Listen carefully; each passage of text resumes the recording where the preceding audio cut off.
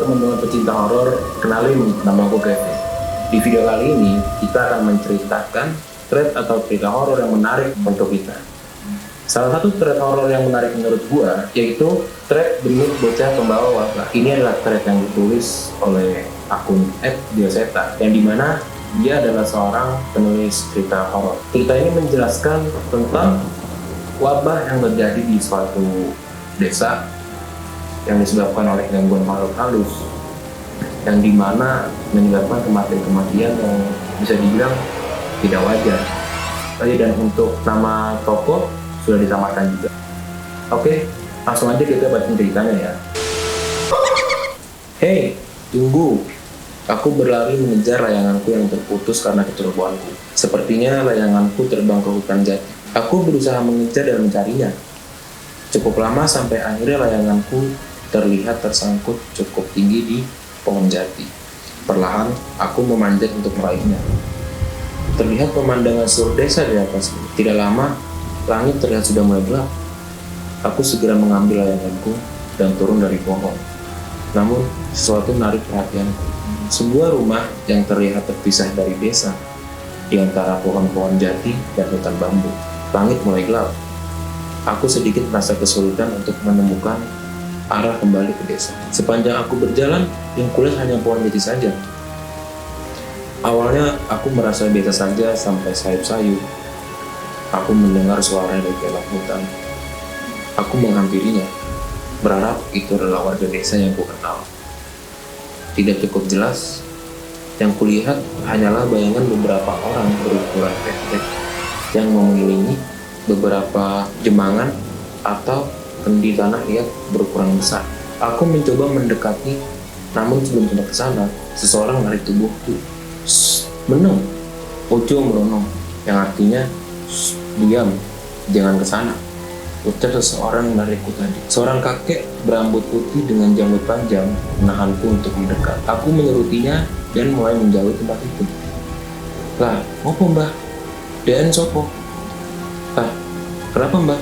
Mereka siapa? Tanyaku. Kakek itu tidak menjawab. Ia terus memperhatikan makhluk itu yang perlahan pergi meninggalkan kendi-kendinya. Terus aman. Kakek itu meninggalkanku dan pergi memeriksa kendi yang ditinggalkan orang-orang tadi. Aku menyusulnya, bermaksud menanyakan arah keluar dari hutan jati. Namun saat mendekatinya, tanpa sengaja aku melihat isi dari kendi itu, dan spontan aku pun menutup mulutku. Bau amis tercium dengan sangat pekat dari benda yang berbentuk seperti organ tubuh berlumuran darah di kendi itu. Aku segera mundur dan menahan rasa muakku. Lah ngopo? Kowe isi ning kene. Ndang, mulai. Yang artinya, lah kenapa masih di sini? Sana pulang. Itu pergi ke arah barat. Pokoknya pergi berlawanan sama arah hutan bambu. Nanti pasti ketemu desa. Perintah kakek. Aku menuruti perintahnya dan segera berlari meninggalkan hutan jati di tengah gelapnya malam. Aku menuruti perintahnya dan segera berlari meninggalkan hutan jati di tengah gelapnya malam. Benar apa kata kakek itu. Akhirnya aku melihat perbatasan desa. Suasana desa terlihat lebih sepi dari biasanya. Aku memperlambat jalanku untuk mengatur nafas, sekaligus memikirkan alasan saat ditanya oleh ibu nanti. Sebelum sampai ke rumah, sesuatu yang aneh menyita perhatianku. Terdengar dari salah satu rumah tetanggaku suara anak-anak yang tertawa cekikikan. Padahal lampu di rumah itu terlihat gelap. Seharusnya mereka sudah tidur. Aku mengintip dari jauh. Terlihat beberapa anak kecil berkulit pucat dengan telanjang bulat keluar dari rumahnya. Mereka membawa kendi besar dengan gayung di tangannya. Rasa takut mulai menyelimuti tubuhku dan memaksa tubuhku untuk berlari ke rumah. Sama-sama aku menoleh. Namun, bocah-bocah itu sudah tidak ada. Ya ampun, hilang. Dari mana aja kamu? Tanya ibu yang berusaha memarahiku. Gila nyari layangan di hutan, Bu. Terus nggak bisa pulang.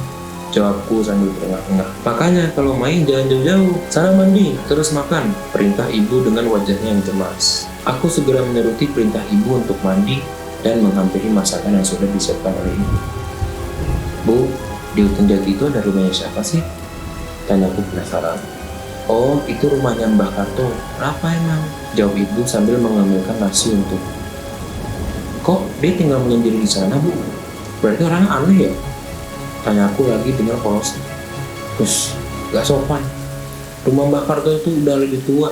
Lebih dulu ada dari desa kita. Ya namanya juga orang tua. Pasti gak mau pergi dari tempat yang ditinggal dari kecil. Jelas itu. Aku menghabiskan makananku dan segera beristirahat. Pulang sekolah seperti biasa, aku melempar tasku ke rumah dan pamit pada ibu untuk pergi bermain dengan anak-anak seumuranku. Layaknya permainan anak kecil, kalau bukan bermain layangan, ya bermain kelereng. Namun entah mengapa, hari terasa begitu cepat. Tiba-tiba, langit sudah memerah lagi dan teman-teman pamit pulang satu persatu. Aku segera menyusul untuk pulang ke rumah, tapi tak seperti biasa, ibu sudah menungguku di depan jalan untuk menjemputku. Gilang, ayo pulang. Jangan main sampai malam lagi ya, perintah ibu. Lah, kenapa toh Bu? Tumben, tanyaku yang heran melihat perilaku ibu. Itu, barusan ibu dapat berita, Mbah Sugi dan Mas Adi meninggal. Katanya meninggalnya nggak wajar. Cerita ibu sambil menarikku masuk ke rumah. Tunggu, rumah Mbah Sugi adalah rumah di mana aku melihat anak-anak kecil telanjang keluar dari sana. Di rumah, ibu menceritakan semuanya. Katanya Mbak Sugi dan Mas Adi hari sebelumnya sehat-sehat saja. Semalam tiba-tiba satu panas dan siangnya meninggal. Karena kejadiannya berbarengan, warga merasa ada yang aneh. Layaknya seorang anak kecil, aku tidak terlalu peduli. Namun ibu dan bapak terlihat was-was. Saat aku tidur, mereka tetap terjaga hingga lewat tengah malam. Dan benar saja, besoknya kami mendengar kabar mengenai kematian salah seorang warga dengan cara yang sama. Hal ini terjadi terus-menerus. Keadaan desa semakin mencekam. Saat hari semakin malam, warga tidak ada sama sekali yang keluar rumah. Namun, warga tetap bergiliran untuk mengadakan ronda. Beberapa rumor tersebar dari desa lain bahwa ini adalah perbuatan makhluk halus, sehingga warga berjaga-jaga hingga lewat tengah malam di rumah masing-masing agar makhluk itu tidak memasuki rumah. Hal ini berlanjut hingga beberapa minggu dan benar keadaan kembali menjadi aman dan tidak ada korban lagi. Hari ini bapak tidak lelah. Seharian ini ia bekerja di kebun salah seorang juragan yang sedang panen. Biasanya bapak lah yang tidak pernah asal untuk lelehan atau ingin begadang. Namun karena merasa keadaan sudah aman, hari ini tidak ada yang begadang untuk menjaga rumah. Malam ini aku bermimpi sedikit aneh. Aku seperti mendengar suara benda yang dipukul-pukul dan diiringi dengan suara seperti wewo, wewo. Aneh, sungguh aneh. Walau begitu, aku masih terlelap dalam tidurku hingga muncul wajah seseorang yang terlihat marah. Aku ingat, itu adalah wajah Mbah Karto. Dia terlihat marah dan berteriak, "Tangi!" atau artinya bangun. Sontak aku kaget dan membuka mata. Hampir tak bisa aku percaya. Tepat di depan wajahku, wajah anak kecil pucat terlihat menyeringai memandangku yang baru kusadari.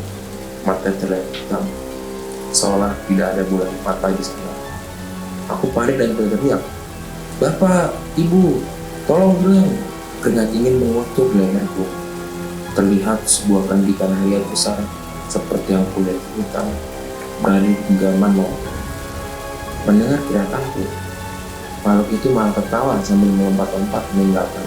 Aku terus berteriak, namun bapak dan ibu tidak menjawab panggilan. Akhirnya aku memutuskan berlari ke depan menghampiri mereka agar aku tidak sendirian. Tapi rupanya ini belum selesai. Di ruang depan tempat bapak dan biasa tidur, terlihat makhluk-makhluk berwujud anak kecil itu sedang melakukan sesuatu pada bapak ibu yang sedang tidur. "Bapak, Ibu, bangun!" Aku mencoba membangunkan mereka. Makhluk itu menyadari kehadiranku. Mereka hanya tertawa dan meninggalkan bapak dan ibu dengan tawa yang mengerikan. Yang berbeda kali ini, kendi yang mereka bawa seperti terisi sesuatu. Aku segera menghampiri bapak dan ibu. Mereka masih tidak sadar. Aku mencoba menyentuh tubuhnya dan terasa panas dari badan mereka. Berkali-kali aku mencoba membangunkan, namun tidak berhasil. Di tengah rasa khawatirku, aku memberanikan diri untuk berlari keluar untuk menemui kepala dusun terletak jauh dari rumah. "Pak, tolong Pak!" Aku mengutuk rumah Pak Kadus dengan keras beberapa kali.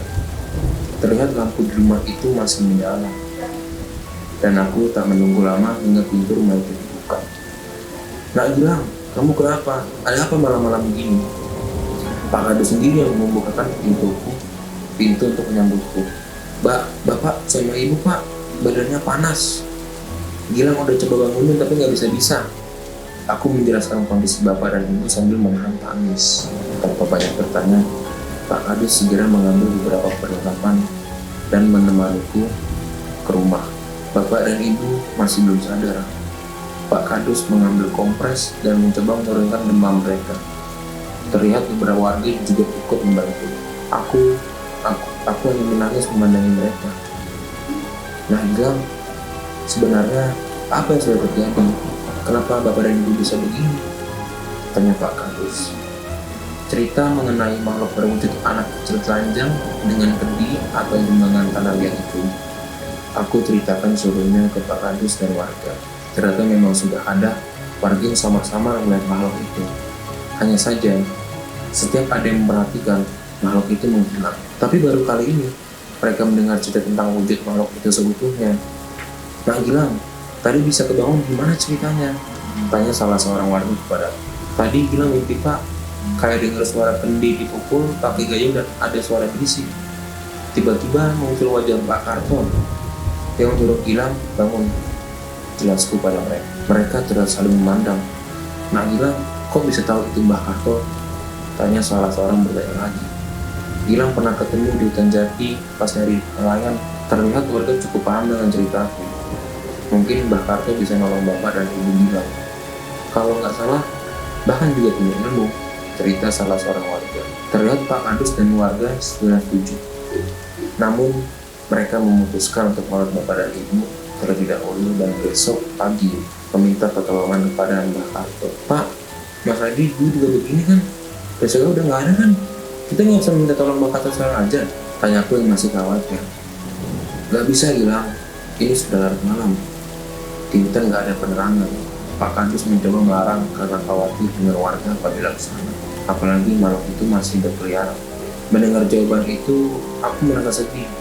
Aku tak bisa menerima kenyataan bila besok bapak dan ibu sudah tidak ada. Tanpa sepatah kata, aku berlari meninggalkan rumah dan menuju hutan jati di mana rumah Mbak Karto berada. Aku yakin aku tetap rumah yang kulihat dari atas pohon, lari dan terus berlari. Tak peduli dengan rasa lelah. Gelapnya malam sudah tak mampu lagi mengalahkan rasa khawatirku akan bapak dan ibu. Namun samar-samar di sepanjang jalan, aku mendengar suara seperti di mimpi putar, welwo, welwo. Aku tak peduli dan terus menerobos hutan jati hingga akhirnya menemukan rumah Mbak Karto. Mbah! Mbah! Aku berteriak sekeras mungkin dan mengetuk rumah yang di sekitar tertanam pohon bambu.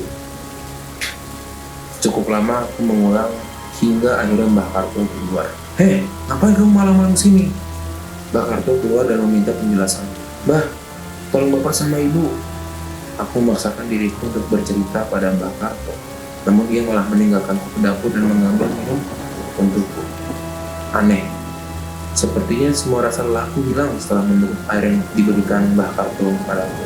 Setelah itu, aku menceritakan semua yang terjadi pada Mbah Karto. "Susah nak bilang. Kalau yang kamu tekan benar, berarti semua bapak dan ibumu sudah diambil," jelas Mbah Karto padaku. "Terus gimana Mbah? Hilang nggak mau bapak sama ibu meninggal?" Aku mohon pada Mbah Karto dengan penuh harap. "Kita harus mencari makhluk itu, tapi pasti sulit, kecuali ada petunjuk." Mbah Karto terlihat cukup. "Tadi saya masih mendengar suara mereka saat berlari ke sini, Mbak. Mungkin belum jauh."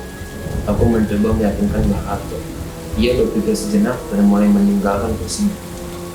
"Ya sudah, tunggu dari sana. Kamu jangan jauh-jauh dari saya," perintah Mbah Karto. Kami keluar dan berlari ke arah tempat mendengar suara-suara makhluk. Namun suara itu tidak terdengar lagi. Tadi kamu dengar suaranya ke arah mana? Tanya Mbah Karto. Ke sana, Mbah. Aku menunjuk ke arah hutan jati yang menjadi perbatasan ke desa lain. Kami berlari menuju ke sana. Semakin mendekat ke sana, sayup-sayup terdengar suara seperti yang terdengar sebelumnya, tapi kali ini lebih lambat. Well, dijawel, lanjut gowo. Sepertinya Mbah Karto juga sadar dengan suara. Ia mempercepat langkahnya dan aku sebisa mungkin mengikutinya sampai ke perbatasan desa sebelah. Dan benar, suara itu berasal dari makhluk berwujud anak kecil dengan kulit pucat panjang dengan membawa kendi besar dan gayung di tangannya. Ia menuju ke desa sebelah seolah sudah mengincarnya. Aku terdiam, tak mampu lebih mendekat. 4 makhluk seperti itu tidak menetapkannya, dan salah satu yang berdiri di kamar memandangku dengan wajah mengerikan. Namun lain dengan Mbah Karto, ia sama sekali tidak gentar dan mendekati makhluk itu. Namun bocah-bocah itu hanya melompat-lompat dan tertawa seperti badai. Kik kik kik. Tawanya terdengar mengerikan dan sangat membekas telingaku. Tapi sepertinya rasa khawatirku percuma. Awalnya Mbah Karto seperti sedang membacakan sebuah doa. Setelahnya, layaknya orang yang sedang kesal, Mbah Karto menerjang setan itu menjambak rambut. Padahal sebelumnya setan itu bisa menghilang dari pandangan manusia biasa. Kendi dan benda-benda yang dibawa oleh makhluk itu dihancurkan oleh Mbah Karto. Ia seolah mengambil sesuatu dari sana. Sudah, sekarang kita ke rumahmu, perintah Mbah Karto. Tapi setan itu, tanyaku yang masih tidak percaya dengan apa yang kulihat. Mereka gak akan lagi boleh mengganggu. Sebenarnya mereka itu juga takut sama manusia. Makanya mereka menyerang sekeluarga itu. Jelas. Kami segera bergegas ke arah rumahku. Kali ini hanya terlihat Pak Kadus dan istrinya yang sedang menjaga bapak dan ibu. Mbah Karto, Pak Kadus memberi salam dengan kasih. Tolong ambilkan air. Tanpa basa-basi, Mbah Karto memberi perintah yang segera dimengerti oleh Pak Kadus. Segelas air dibacakan doa dan diminumkan ke bapak dan ibu. Sungguh ajaib. Panas dari tubuh badan ibu mereda dengan perlahan. Aku sudah tidak terlalu khawatir lagi. Pak Dusun, ada kejadian kayak gini, kenapa tidak memberitahu saya? Ucap Mbah Karto dengan sedikit membentak. Ngapunten Mbah, kami belum berani. Ini penyakit atau makhluk halus. Belum ada yang bisa memastikan sampai kejadian nak bulan tadi. Jawab Pak Dusun. Mbah Karto hanya mengangguk dan memeriksa kondisi bapak dan ibu. Kalau ada kejadian begini, kasih tahu saya. Walaupun saya jauh, tapi kan kalian semua masih cucu-cucu saya juga. Mbah Karto memberi ujangan kepada kami. Ya Mbah, saya mengerti.